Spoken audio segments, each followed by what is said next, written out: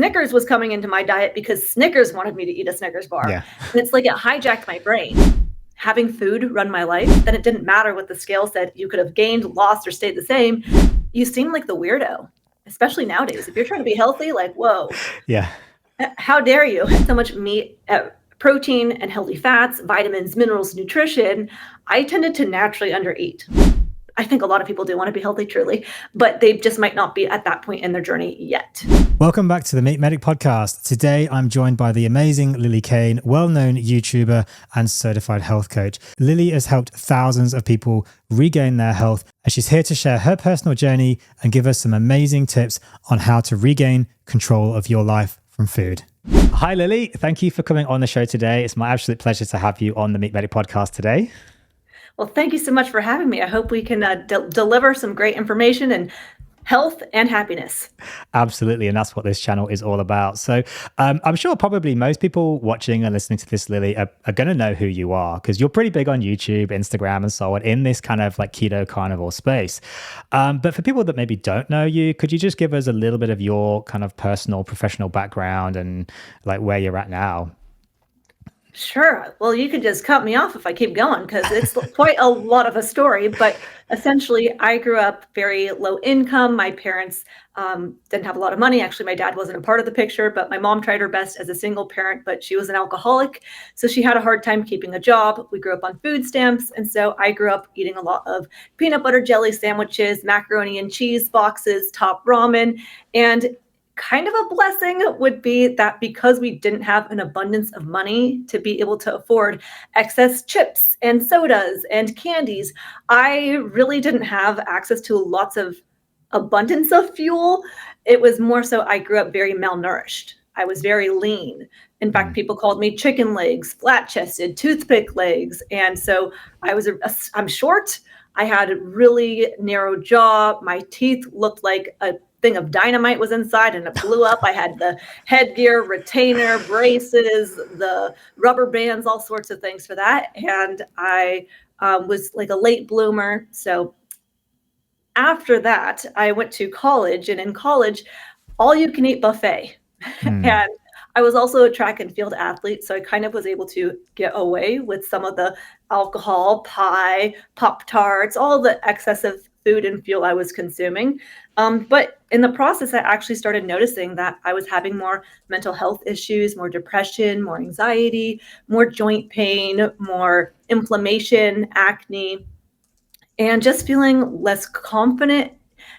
I would say mentally was the biggest issue. After I graduated from college, I continued to eat the way that I was eating, but I stopped working out because I said, you know what, my knees hurt so badly. At that time, I had thought it was because of being a track and field athlete, doing the hurdles. I thought, you know what, I'm lean. I'm a young person. I'm inevitable. I don't have to exercise to be healthy. I'm just going to keep doing what I'm doing. And it's my genetics to be this way. But slowly, the muscle started turning into fat, but mainly, again, going back to just having food run my life, essentially, where I needed to have dessert. I needed to drink alcohol to be able to fit in, to feel relaxed. And it wasn't until I met my husband. My husband, he was someone who always was very health conscious, and he had done all the different kinds of diets to kind of find what worked really well for him until I stepped into the picture and was like, hey, we're going to have Taco Tuesday and pizza night, and we're going to, do all these sorts of junk foods and things that you don't want to eat. But because we're newly dating, and you kind of sometimes feel like you don't want to be the party pooper. You don't want to be the one who says no, because trust me, he said no to a lot of stuff. At a certain point, he kind of just gave in. Yeah. And didn't want to, wanted to still be liked, especially, at that point he was in his early 30s. So he was, would love to have a partner in life.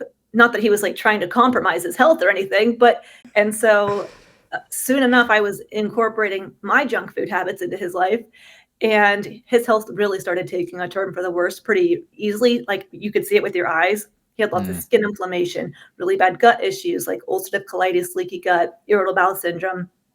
And so he was like, I can't keep eating like this. I have to go back to, what he had found at one point had helped his gut was doing a ketogenic diet. He had watched people like Robert Sykes, Dominic D'Agostino, Thomas DeLauer, Goody Beats, Logan Delgado, Jason Whitrock.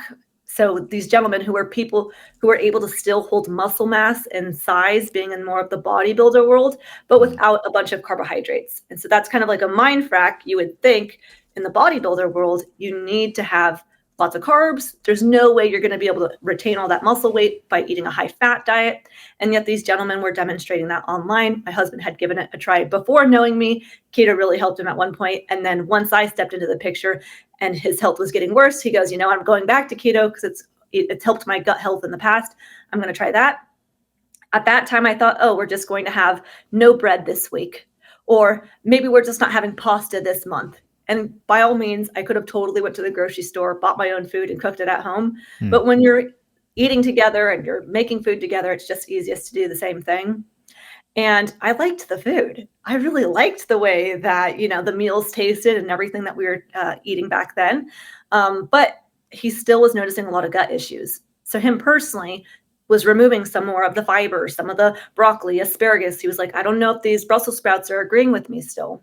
So he slowly started removing the vegetables, replacing it with things like bacon. Meanwhile, I'd be eating this nasty cauliflower rice that tastes like water, looking over at his bacon going, darn, I want to do that. So slowly I started removing some of the vegetables, doing more like what he was doing because, it tastes good, it's easy, and it takes me a lot of time to actually make vegetables and prepare them properly.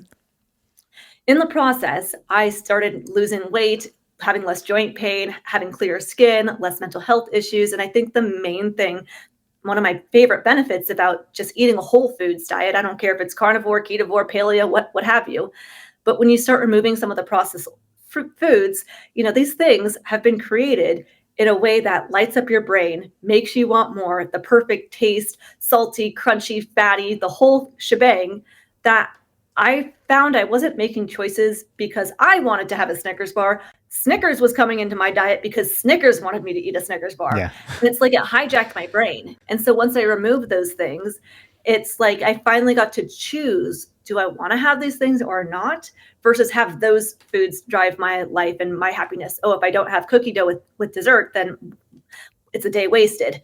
And so just slowly, by being around a positive influence, changing my environment, having different friends, I started incorporating more whole foods and seeing small benefits with my health. I'm very lucky and blessed that I started eating more of a lowish carb diet when I was 22.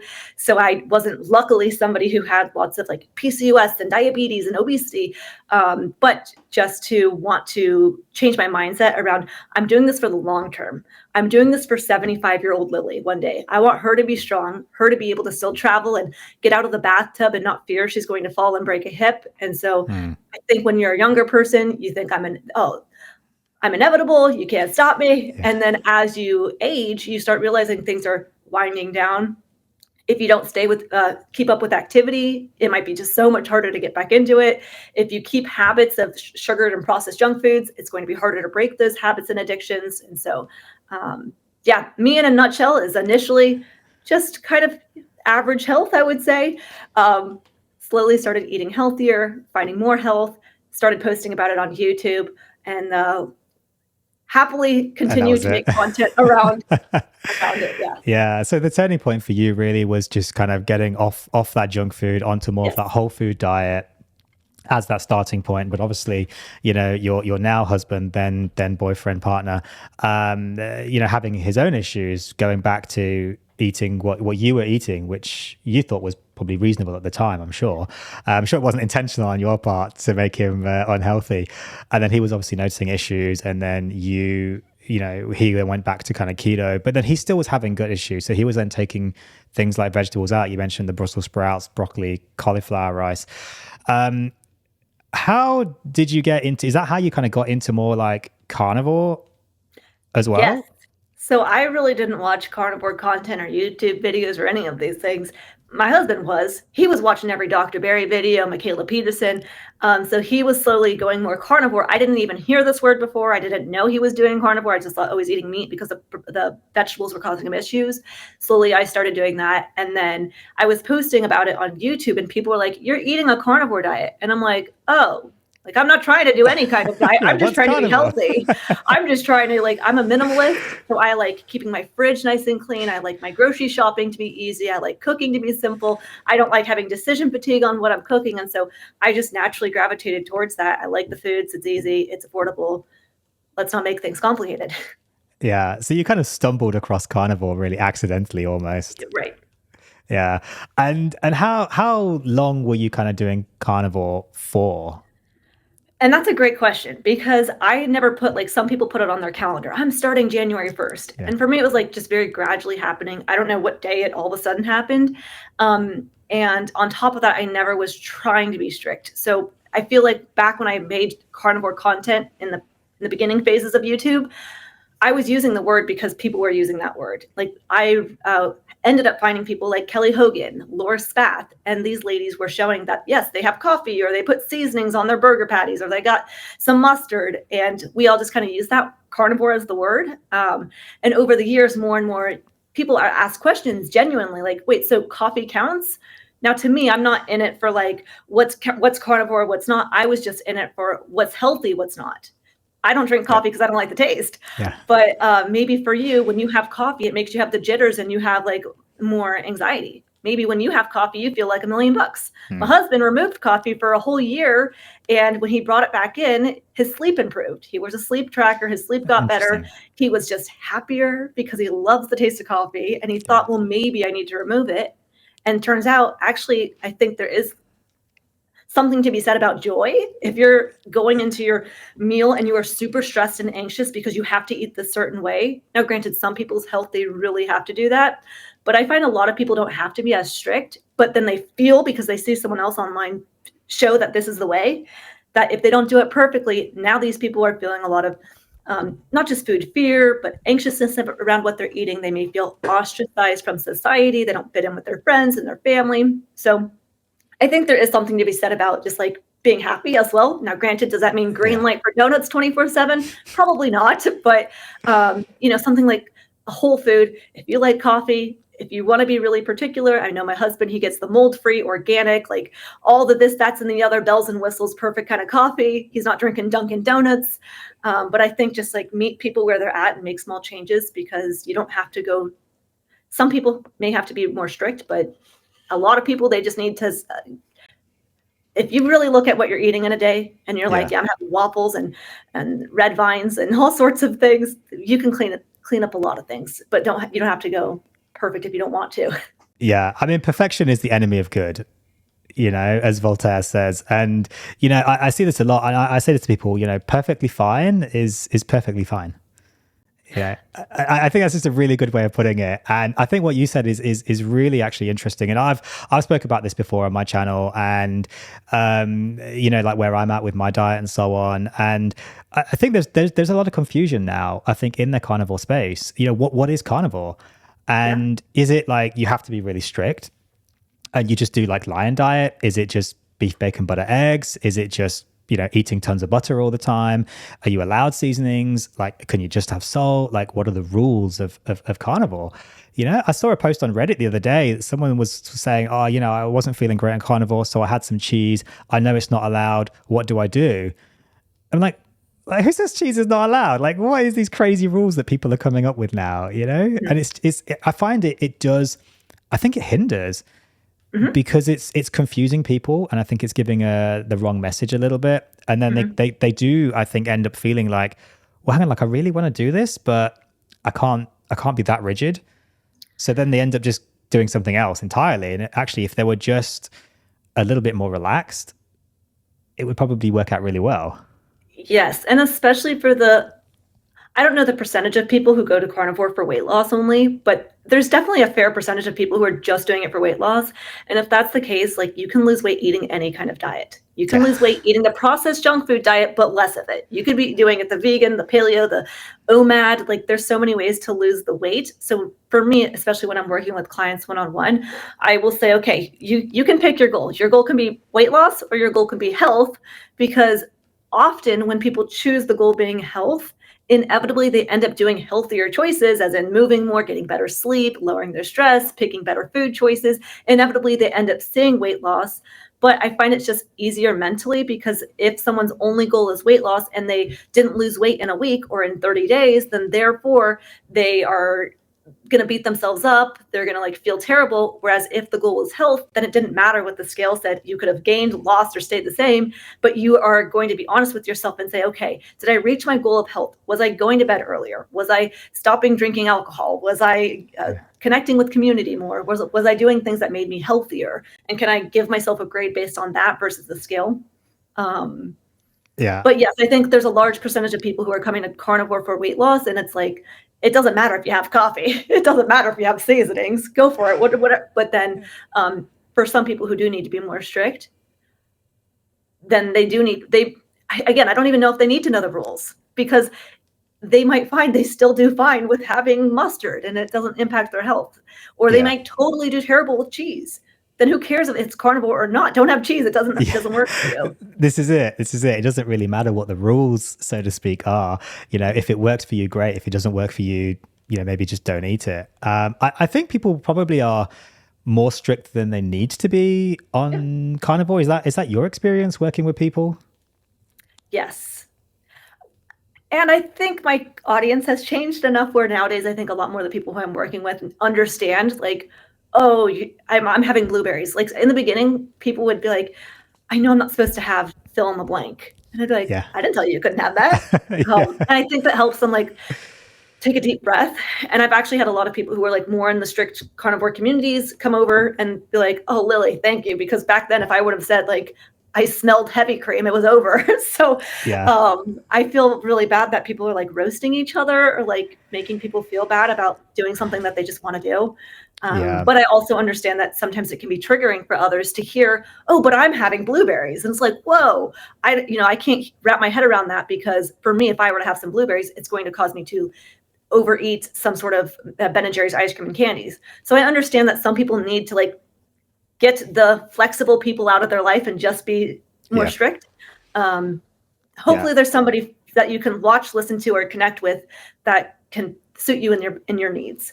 Yeah, I think that's a really good point. And this is why I made my like little private Facebook, group. Well, it's not a private group, but, just like Meat-Based Tribe, just as a place where people can come and just, if they're carnivore, if they're animal-based, if they're anything in the middle, just like you can talk about vegetables and fruit and like not be banned or people just like, criticizing you and hating you because you mention a blueberry.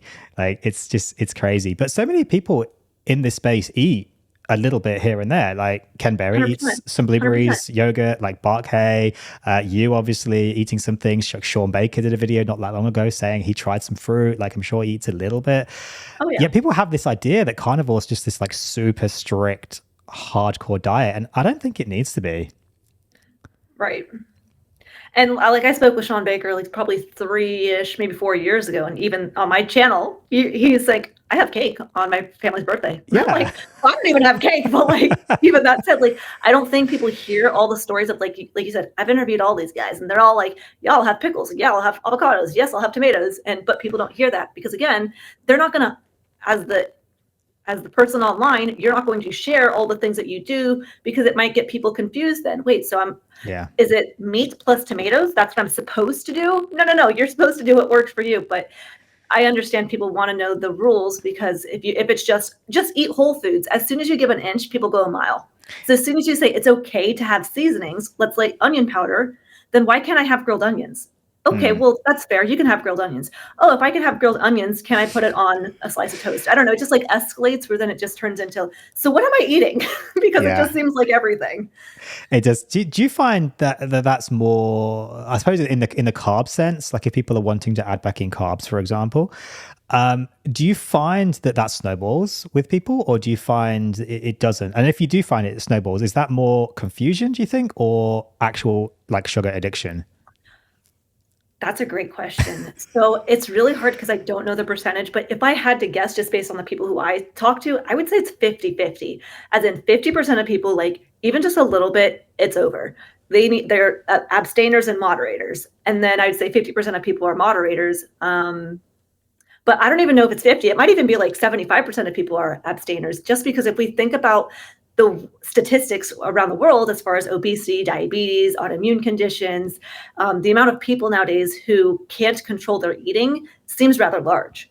So I would say, yeah, the carb snowball can happen for a lot of people. Now, I think a bigger thing to address would not be the carbs as much as like, what are we using the carbs for? Are we coping with trauma from childhood? Are we anxious? Are we bored? Are we stressed? Are we trying to fit in with social gatherings? Like, what's the reason why you're going towards that? Because you should be able to have a healthy relationship with, be able to have a little bit of carbs and not send you down the rails. Yeah.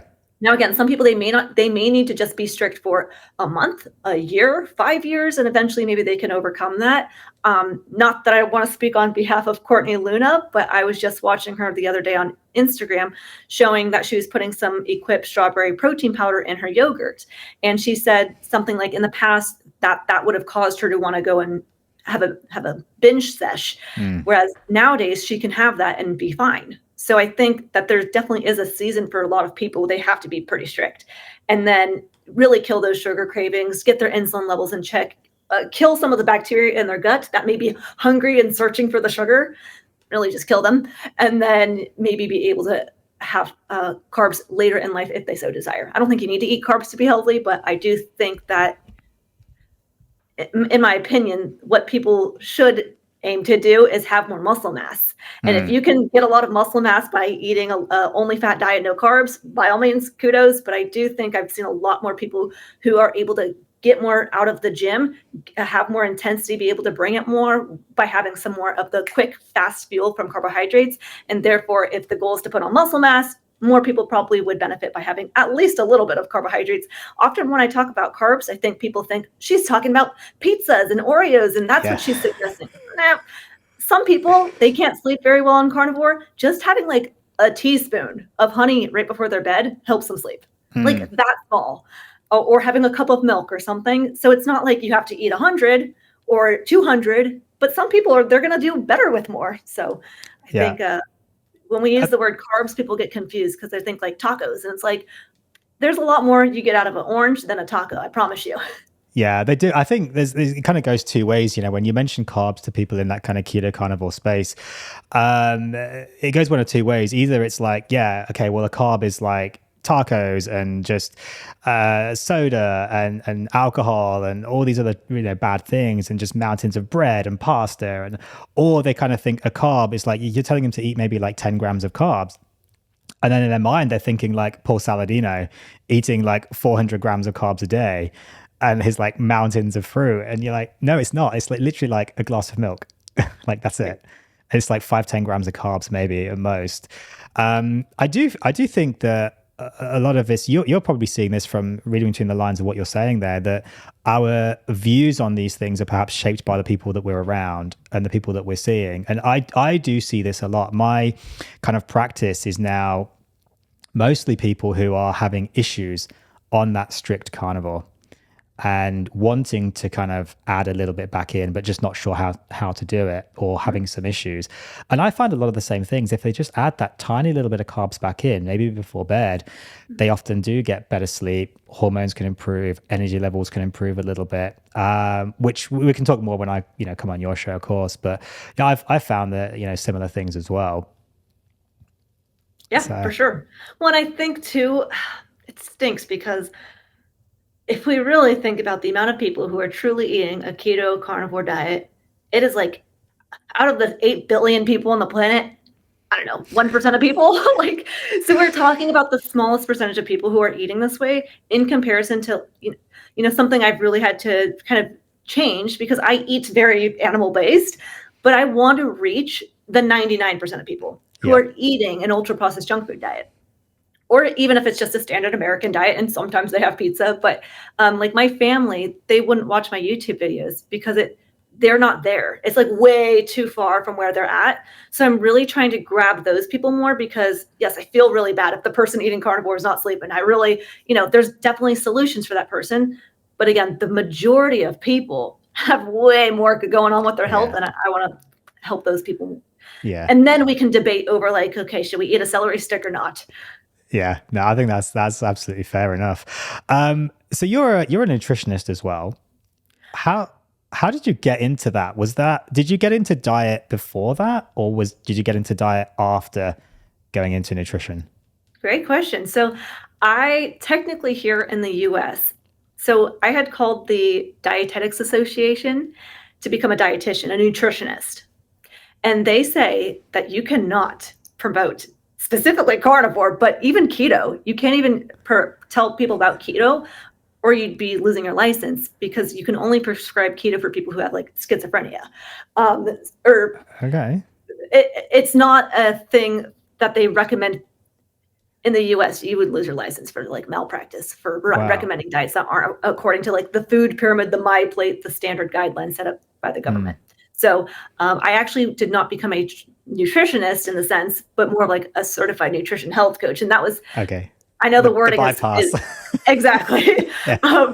but essentially it was me just on YouTube where I was making videos and then people were wanting to ask more questions as far as like, hey, you talked about weight loss. How do I know how much protein to eat? Can I talk to you one-on-one? Hey, can you help me create a meal plan? Hey, I've got more questions about this. And so through that, I just started offering one-on-one coaching. And then I thought, you know what, it's probably going to look just like I have more authority if I go and, get a Yeah. little bit more schooling and a stamp of approval. Yeah. Yeah. Isn't that just so sad though? That you're not allowed as a dietitian or a nutritionist in the US to talk about that, ketogenic diets. I mean, it's similar here. Nutritionists not so much, because nutritionists are not regulated by the Dietetics Association here in Australia.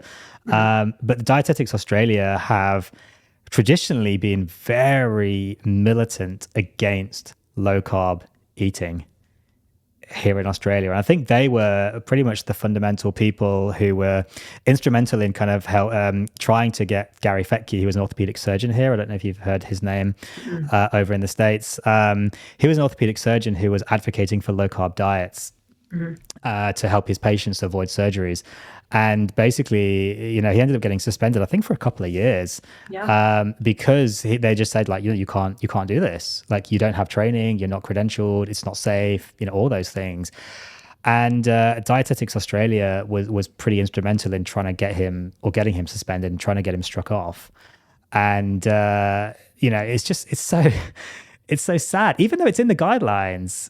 Here in Australia, for treating things like diabetes, it's in the guidelines, yet still a lot of dietitians here won't talk about keto, even like certainly not carnivore, but keto, low carb, because they're worried about their registration. Right.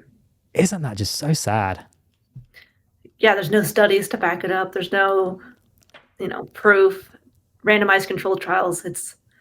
Yeah. I mean, there are studies though in low carb and keto. There's loads. No, not with carnivore, of course, but none sponsored by Coca-Cola, so we don't know about those. That's the thing. And Dietetics Australia here used to be, I don't think they are anymore, but they used to be sponsored by Coca-Cola, actually paid funding. And, we know people like, the AHA in America, the American Heart Association, of course, were originally funded by Procter and Gamble, I think it was, the original seed oil manufacturer. I mean, we're going to get off in a tangent there, going into, all that, but I don't know. I don't know where I'm going with all that, but it's crazy how these things are, isn't it? Yeah. And, I have had probably 20 different doctors come on at this point to just say over and over again, cholesterol doesn't cause heart disease. You don't need to necessarily go on a statin. Like, just having to say it over and over again, because for years and for decades, that was the messaging. So like, even though today I had another doctor saying the same thing, no, cholesterol has zero correlation to heart disease. I can just picture, like, I know some of my family was watching it and they've heard other doctors say that, but I can imagine today they watched it and went, what? Yeah. Because they just need to hear it over and over again to like break that kind of lie myth that people were told for so many years. They do. I think it's slowly changing. It's slowly changing, but I often say the medical industry is just like an oil tanker. There's so much inertia. Like you can turn it around and it will just keep going in the same direction for like 20 years. It's pretty much just an oil tanker. Where are you at with your own diet now then, Lillie? Because a few months ago you posted a video saying why you quit the carnivore diet. Yeah. You know, it's funny because I've made that video so many times at this point. I keep making it every year just because people, I think, like, they watch old videos, and so then they say like, oh, this is what she, and I make a lot of carnivore content because I eat a very meat heavy diet, and it's a good starting point for a lot of people as well, because again, I am a small percentage of people who are, I would say, pretty healthy. And so it doesn't really make as much sense for me to be making content showing like what I'm eating all the time. I've kind of had to stop showing what I eat every day unless I think it's going to be valuable. Like maybe if I'm traveling, it'll be helpful, or when you go out to eat, what to order. But at the end of the day, I'm going to the gym 4 days a week for an hour, strength training. I'm getting 8.5 hours of sleep. I wonder how many people can say that. I hope more people can say that, but I just don't know how valuable it was to like keep making content with what I'm eating. So I do kind of gravitate towards carnivore content because people can add your sides if you want. But I'm trying to move more into get out of the carnivore content and more into the just don't eat ultra processed junk foods content. That said, as far as me quitting carnivore, again, I never started it in my mind, and I would have quit probably, 3.5 years ago. So, but I've definitely incorporated more plant foods than I was in the past. So probably even just a year ago, I was eating a lot less plants than I do now. And the reason why I did that was because I actually developed a very dry, itchy, inflamed scalp on the back of my head at some point during eating carnivore, because I never had this even when I was eating ultra processed junk food. So it seemed that the more low carb I was going, the more dry it was becoming. And I can't quite pinpoint why. I have tried doing high protein. I have tried doing high fat. I've tried doing ketogenic. I have tried doing no dairy, no eggs, no salt, no seasonings, and like I've gone through all the different buckets within like a carnivore approach that I was like, you know what? I'm just going to try having more fiber, more, just getting different nutrients from the plants, and seeing how being maybe more hydrated goes. It's been slowly been a work in progress. I think I've been seeing improvements overall, but I think it's also something that's not going to get fixed in a day or in a week. So I'm just going to try to stay a little bit more consistent with it. I also like variety as much as I don't need it. So again, I'm a minimalist, and I don't really need to have the extra things on my plate, but I like to think of it like taking a walk. My husband and I take walks around our neighborhood every single day, the same walk. But sometimes we go and drive to a park. Sometimes we go and we do a hike, and we don't do just our neighborhood walk. And so likewise, I don't need variety. I can just eat the same thing every single day, but it's also nice to try something new. It's also nice to get something different on my plate. So I like the variety, the taste, the flavor, of course, all that. But then I really just want to see if this can impact my scalp in a positive way. Yeah. So it sounds like you just really approached it from a health perspective rather than trying to put a label on anything at any point, and just said, well, I'll eat what I'll eat and I'll see what happens, and I'll just experiment a little bit. And you didn't even realize you were carnivore.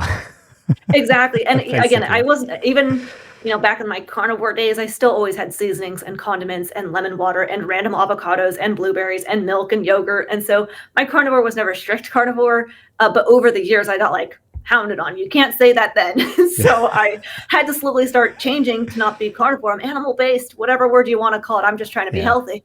And so then people needed an explanation. Well, why aren't you strict? Well, I don't need to be, nor do I think it's as healthy for me. Yeah. So did you have any other issues when you were following a more of a stricter carnivore diet? One of the things is that I just couldn't eat enough food because when you're eating so much meat, protein and healthy fats, vitamins, minerals, nutrition, I tended to naturally undereat. Now, that's not the carnivore diet's fault necessarily. I just like growing up and being able to only afford processed junk food, but in a deficit. Likewise, being in a deficit, whether I would have been in a vegan deficit, a processed junk food deficit, or in my case, a carnivore deficit, I started noticing, yes, more hair loss in my hairbrush, feeling cold in the morning, waking up, not having as much energy throughout the day or being able to push it as much in the gym and put on as much muscle mass. Yes, I was having times where I was spotting and not having like a true menstrual cycle. So yes, experiencing negatives from strict carnivore from the sense that I couldn't eat enough.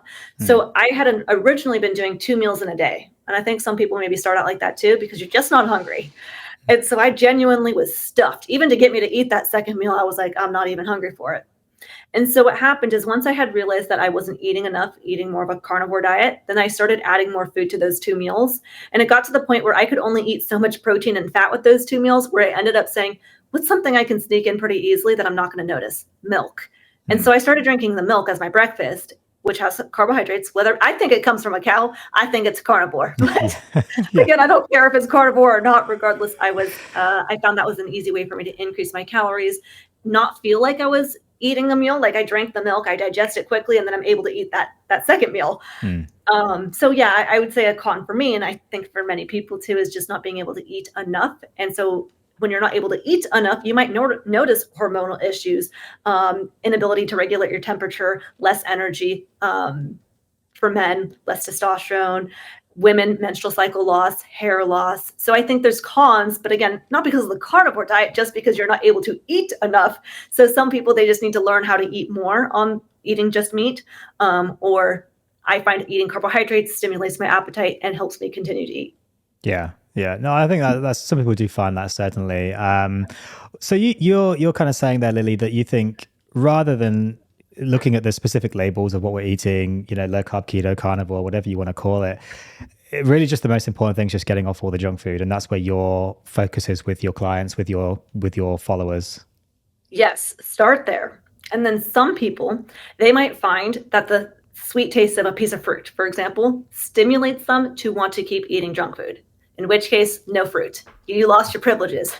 Other people, they might find, like my husband, when you have the vegetables, and specifically raw vegetables, you might still have gut issues. If you're having the vegetables higher in oxalates, you might still have joint pain. So you might have to actually, again, I think it's challenging because I say, yes, start with the removing ultra processed junk foods, but I do think that there's really no harm for most people to even just do a carnivore diet as an elimination diet and then reintroduce. How do you do with Brussels sprouts? Oh, you know what? That was the thing causing me an issue, but I do fine with onions. Oh, when I have blueberries, it does, so you can easily identify which foods are causing you an issue when you go more basic. Most people aren't going to have to do that forever. But again, I eat a very animal-based diet, so it's hard because I think when it comes to vegetables, a lot of people don't do very well with them. Cook them. That's like my biggest thing. If you're going to have veggies, cook them. I shouldn't say never, but if I have carrots, I'm going to cook them. If I have celery, I'm going to cook it, which those are things you would think, okay, you eat carrots raw, but I would definitely, as many as you can cook. Granted, sometimes you're going to go out to a restaurant. Don't lose sleep if you have a raw salad. It's fine. Have some uncooked veggies. But if you're someone who notices I have a lot of extreme bloating, gas, bleeding, and blood in my stool, then, consider cooking your veggies and or rotating them. Because some people like myself, at one point, I was having spinach every single day. And for me, that really, I think, impacted my knee pain. Yeah. And in combination with more inflammation from the ultra processed junk foods and things. So I think some people need to be more careful with veggies, in particular. Fruit, more so from people who have the sweet taste triggering them in other ways. But fruit for most people should be pretty tolerable.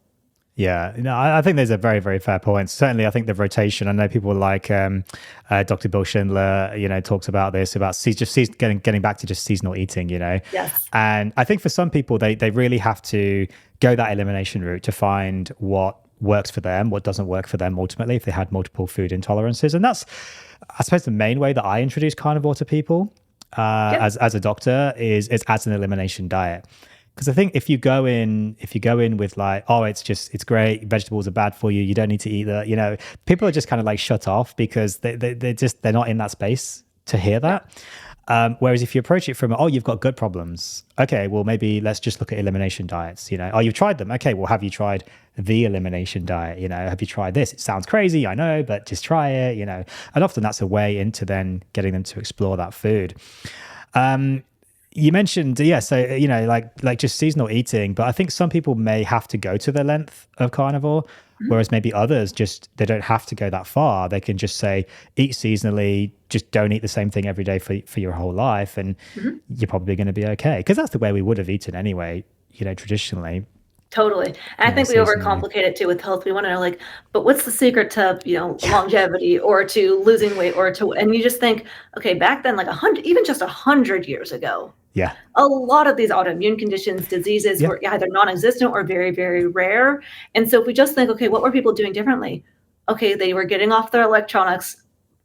First of all, they weren't even on them, but like before bedtime, they didn't have it right on their face right when they were going to sleep. They weren't having Pop-Tart for breakfast. So it's just thinking back to the basics, like eat whole foods, move, get sunshine, sleep, have community, find ways to lower stress, which I think that's probably the biggest one for people to be working on. Even myself, as someone who claims to be healthy, that's my area where I really need to still continue to work on every day, because so many things are distracting us and pulling for our attention.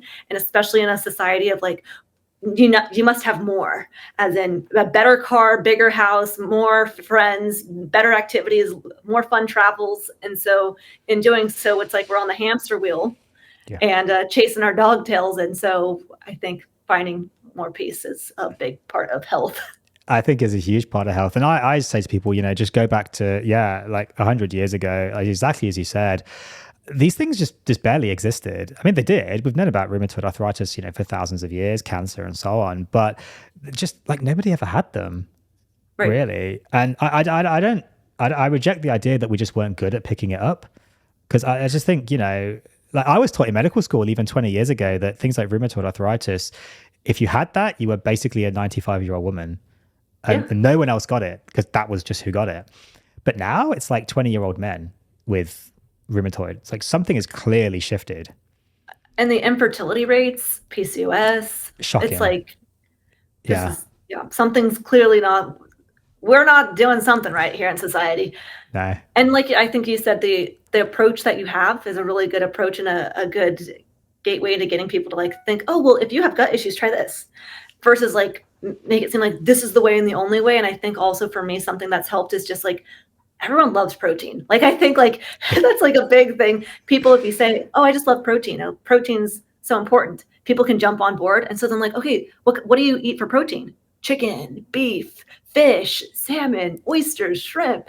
And then people are like, oh, okay. How much of that should I have? A lot more than you're having. Especially because as people age, they need more protein as well. And so I think that's one of the blessings of the carnivore diet.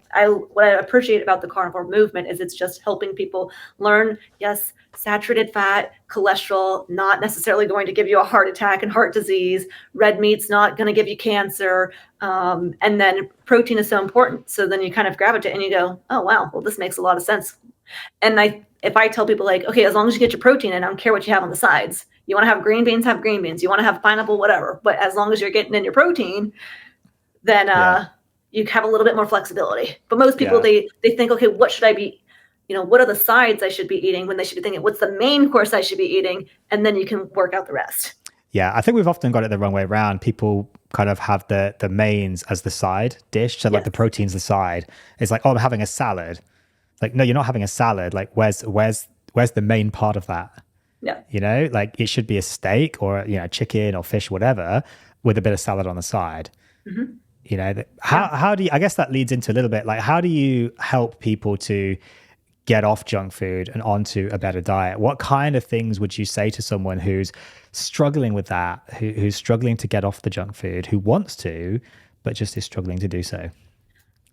So I think the main thing is environment and community, because all day long we are being bombarded to eat junk. It is like the first thing you see when you go into the grocery store. It's in social media. It's on the TV commercials. It's at your desk at work in the candy dish. It's going to be everywhere you look. It's going to be eat pizza, drink alcohol, have junk food. And so basically we have to make it our part-time job to put different things in our face, in our space, and in our environment to therefore block out the other noise. Because it's really hard if someone all day as long as like saying, hey, hey, hey, hey, hey, and for you to be like, so you have to like really be intentional to get other people in your space, follow different social media accounts, click through the commercials, get the candy dish out of the work environment if you can, and then fill up on protein. So if you are somebody who you go to work and they have a bunch of candy, I like to use the analogy of just like how most people have gone to a buffet. And when you get to eat all you want to eat, and you are so stuffed, or it's Thanksgiving dinner, you are so stuffed that then when your button's popping off your pants, your belly's hanging over and you are so full, if I were to then come to you and say, hey, do you want a cookie? You'd be like, hey, Lily, thanks, but just come back to me in an hour. I'm too full right now for your cookie. Well, likewise, if you fill up on protein and you know that you have a candy dish at work sitting there waiting for you to walk in, you're so full that no matter what, you're like, I can't even look at that right now. I'm so full. So fill up on your protein. Meal prep. I think people need to meal prep. Grocery shop when you're full. Surround yourself in community. Sometimes I think that talking it out loud can be very helpful, but even just writing it down, I think there's something to be said about writing that if you are somebody who, let's say, you know what, it happened. You ended up eating the cookie. That's fine, but now write down why you did it. Was it because you were stressed? Okay. Was it because you were bored? Was it because you weren't prepared and you didn't have any other food ready? Was it because you felt peer pressured from environment? Like, what was the reason why you did it? And then we're going to start keeping a log of every time you reach for that thing, why you did it. And then we're really going to see what the problem is, because you're going to see a list that goes stressed, bored, stressed, social gathering, stressed, meal, wasn't prepared, stressed. Oh, you don't need to work on getting sugar out of your diet. You need to work on your stress. So maybe now, instead of, we're going to think about meditating, taking walks, calling a friend, playing Sudoku, journaling, doing fishing, whatever that thing is for you that helps you eliminate stress. And so I think eat the cookie if you so desire, or the 20-minute rule, which is essentially, I can have the fill in the blank, but in 20 minutes, because again, it's going to give you time to reflect on, oh, I'm reaching for this thing because I'm bored. Oh, okay. Well, because you're going to have it, but in 20 minutes, you're going to preoccupy yourself with TV, with doing the dishes, with whatever the thing is. Or you, in 20 minutes, realize, oh, I was reaching for that thing because I was just trying to fit in with my family. I'll use me as an example. The first year after I had been eating whole foods, I went home for Christmas and everyone had cookies. And I told myself, okay, I can have it, but in 20 minutes. Well, what happened is everyone put the cookies away. They were done doing it and we're playing a game. So I didn't end up eating a cookie. Or in that 20 minutes, you start reflecting on, is this going to help my goal? I want to lose weight. I want to feel better. I want to have less joint pain. I want to feel more confident in my skin. Whatever that your why is, in 20 minutes, you start reflecting on, is this going to serve me? Is this going to help me reach my goals? So I think the 20-minute rule plus a combination of, if you do reach for it, write down why so we can reflect and figure out the more root cause issue. And yes, meal prepping, having more protein. I think community is huge. Yeah, I think it's right. I love that 20-minute rule, by the way. That's a really good one. I might use that one actually with my patients. You mentioned Thanksgiving there. Of course, that is coming up in the States in a couple of weeks at the time of recording this. This episode will probably go live before Thanksgiving. So do you have any tips for people who are going to be worrying about this upcoming holiday period? Because it is a real trigger time for people with food issues. I would say plan what you're going to have mentally before it happens. I think often we're just like in panic mode and like reacting versus like being proactive and knowing ahead of time, is there going to be enough food for me to eat that is going to help me reach my goals? Or am I going to have a slice of pie? And I'm going to make sure that that is a part of my, like, I'm writing that down. That's what I'm going to do. So then there's less guilt and shame, where some people, they think they're going to, again, be perfect. And then when they have the pie, then they beat themselves up about it. They say they're a failure. Forget it. I might as well just not try. I'm going to start in January, when you could start the next day after Thanksgiving. So I think that just being honest with yourself, like, what do you anticipate? What do you think is going to happen? Versus letting it happen and like reacting in the moment. And then I think if you have an open conversation too with your family on like, what is your goal? If you tell your family, most of them aren't going to say, oh, I'm not going to help you reach that. But if you say, hey, honestly, Mom, I'm so tempted by pie. I know you make the best pies. I really am going to want to have it, but please, I'm trying to, make it through this holiday season without any pie because I'm so close to my weight loss goal, or because I know it's going to make me feel better if I don't have it. So please don't pressure me into having it. Please don't make it uncomfortable or awkward for me. Like, I'm just not going to have it. Don't ask me. Because I know, like, for me, often I feel even like I want to please everybody. I want to not hurt anyone's feelings. So if someone offers me something, it's harder for me to be like, no, one, because then they're going to start judging themselves. They're going to start saying, oh, is it not good enough for you? Or, oh, you're so healthy. You think you're better than me. I can't control myself. Like, people have a lot of judgment on themselves. So if I say no to them, they're going to start feeling uncomfortable. But even I don't want to hurt their feelings, or I want to go with the flow and fit in. So I think if you just communicate, just like with a relationship and marriage, the more you communicate, the more you can understand each other. And so likewise, I think we try to like keep it in, hide it. And our family, most of them are going to be very supportive. Yeah. Yeah, I'm laughing because I mean, I've heard these things so many times. When I initially, I suppose, kind of got healthy on my journey long time ago, back at the end of medical school, and I pretty much just ate like rice and salmon for like 3 months. And I probably lost so much muscle. But I remember like going to my parents' house and my mum just, literally saying the same thing, like, oh, I guess our food's not good enough for you. And like, like it's just... It's hard, isn't it? When because you don't want to offend people, you do want to make them happy, but food is often how people want to convey that, and how they think they can kind of care for you and love you is, I'll make you food, and So, any tips on? Because I hear this a lot. People who are trying to be healthy. I'm going to put you on the spot a little bit here. Trying to be healthy, but their partners, their family members are kind of sabotaging them. Just to lead on from that conversation. Like, oh, don't worry, it's just one bit of cake, or it's just one chocolate bar, or, like, why are you trying to be so healthy? This kind of thing. Like, what do you say to people if they say that to you? Like, how do you help them to get around that? This might now seem like a very far out there idea, but honestly, I would just react and try to respond like Jesus. So whether you believe in God or Mother Nature, whoever, whatever you think, regardless, I like to think of Jesus as a symbol of somebody who is patience, who is kindness, who is love.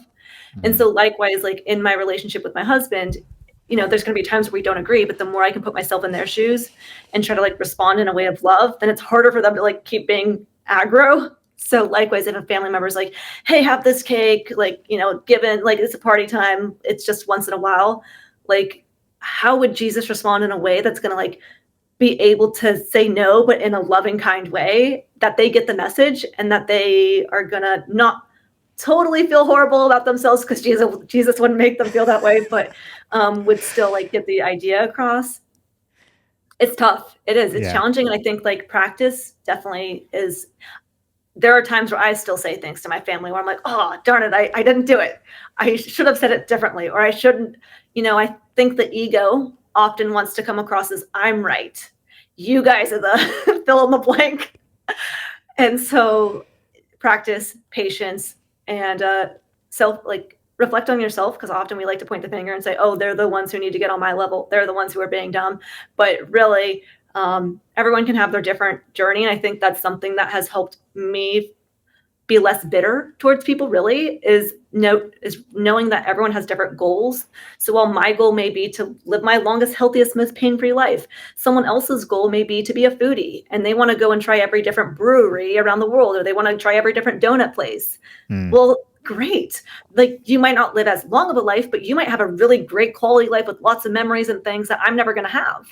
So I think just like the more I can focus on, like, we all have different goals, or I think a lot of people do want to be healthy, truly, but they just might not be at that point in their journey yet. And so just respecting that. Yeah. So just approach it from a space of love, and, just say thank you, but no thank you, and not necessarily make it a huge, big thing, and just, yeah. And the quicker you can rush over it, it's better. Yeah. And then otherwise, just like you said, planning, for the holidays, just planning, making a meal plan, just preempting those conversations, I guess, as well. Yeah. Well, and again, as someone who's a moderator, so this might not work for everybody, but like, there's definitely ways I can make a healthy dessert. I can make ice cream, raw milk, egg yolks. You could put some honey in it if you want, but there's ways to make healthy keto cookies or low carb friendly brownies. And so if you're going to go to a holiday event and you don't want to be the one sitting there and everyone's having dessert and you're just sitting there like watching everybody, then bring a dessert if you can tolerate your own, nutritious, whole food based, hopefully, dessert. Or again, for someone like myself, I could just have a slice of pie and be fine. But that's probably not going to be for everybody. So, I mean, granted, I'm not going to have a slice of pie, but I'm just saying some people might think, oh, because Lily's not going to have a slice of pie means that I shouldn't have a slice of pie. Yeah. When other people, like you mentioned, Dr. Bill Schindler, he said that he will not miss having birthday cake on his child's birthday because he already did that one year and already knew that wasn't going to be something he wanted to do in the long run.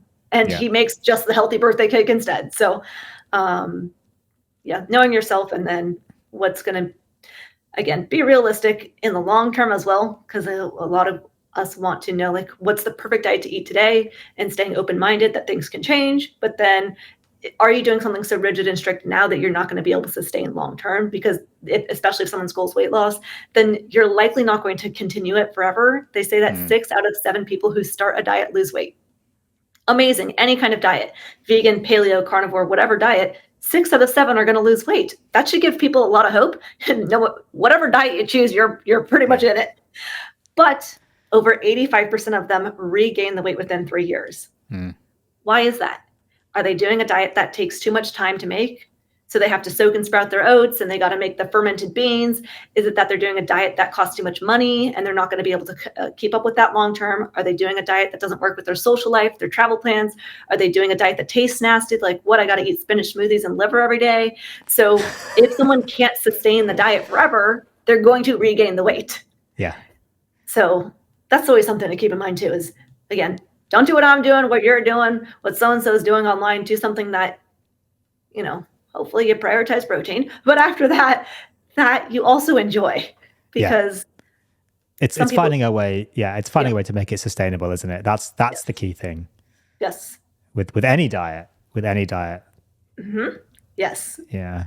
Any final tips for people, Lillie? I'm conscious of time, because we've been almost an hour now. Any final tips for people that are struggling with junk food, struggling at the thought of coming up to Thanksgiving and Christmas holidays, wants to go keto, carnivore, anything really that you want to throw in that we haven't spoke about?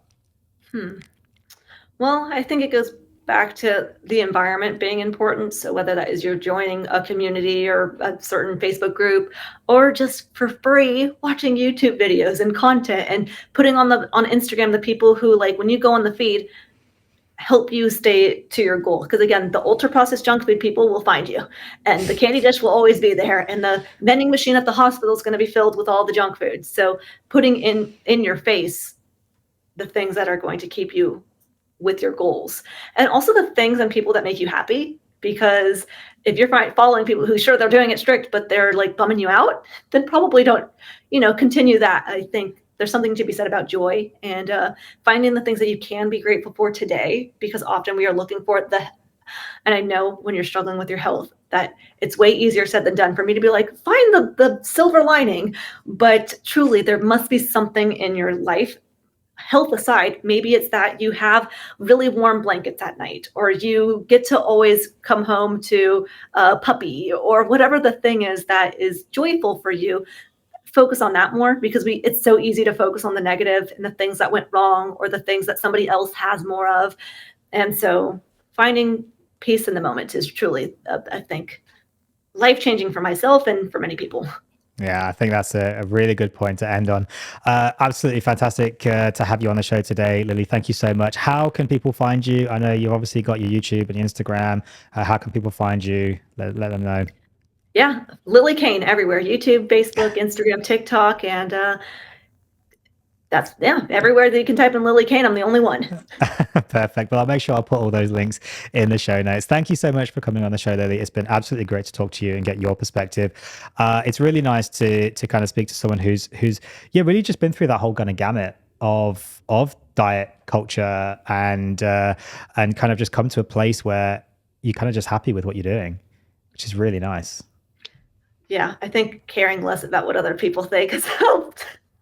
Because there's always going to be somebody, who, whether I'm strict carnivore, they're going to not be happy, or whether I'm completely not, then they're not going to be happy. There's always going to be somebody who you can't please. So pleasing yourself, I think, is huge. Yeah, absolutely. Well, thank you so much for coming on the show, Lillie. And thank you guys for tuning into this episode of the Meat Medic podcast. We'll see you in the next one.